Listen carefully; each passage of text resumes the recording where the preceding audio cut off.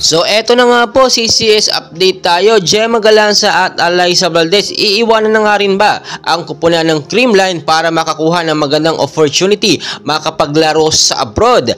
Well guys, bago tayo magsimula, hihiling lamang po ako ng isang like bilang suporta na rin po sa ating YouTube channel. Nitong mga nakarang araw nga lang po ay aprobado nga po sa management ng CCS ang paglaro nga po ni Sed Domingo sa abroad sa Thailand, no? At marami po talaga mga CCS fans ang sobrang nalungkot. Very unexpected nga daw po ito at hindi talaga inaasahan ng karamihan. So madami ang nagsasabi matapos nga pong umalis, no, or kuning import ng Japan itong si Gia Morado, which is best setter po ng CCS. Ngayon naman ang best or magaling na middle blocker naman ng CCS ang aalis para mag-take ng magandang opportunity sa abroad na si Sed Domingo.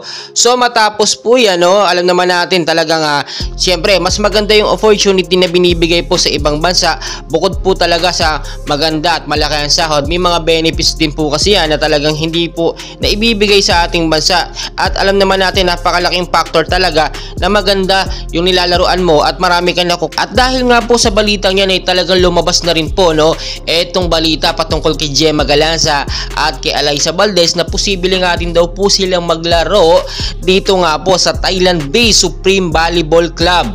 Balang araw po or soon siguro baka tapusin nila ito munang PBL All Filipino Conference kasi talagang mahihirapan ang Creamline kapag ka nawala itong mga magagaling na player po ng CCS, which is si Alyssa Valdez at si Gemma Galanza. So bakit po gano'n, no?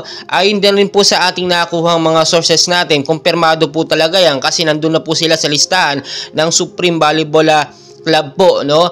At makikita nyo dito sa ating nakitang listahan, halos karamihan ng mga player from Thailand, no?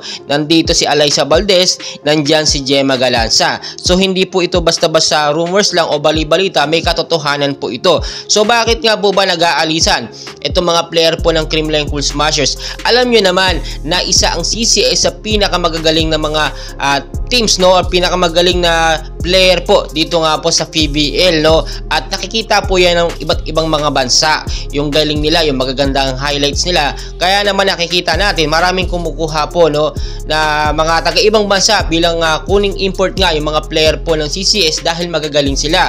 Dahil nakita naman natin nagka-champion sila, undefeated, no, mga defending champion, maraming napapatunayan.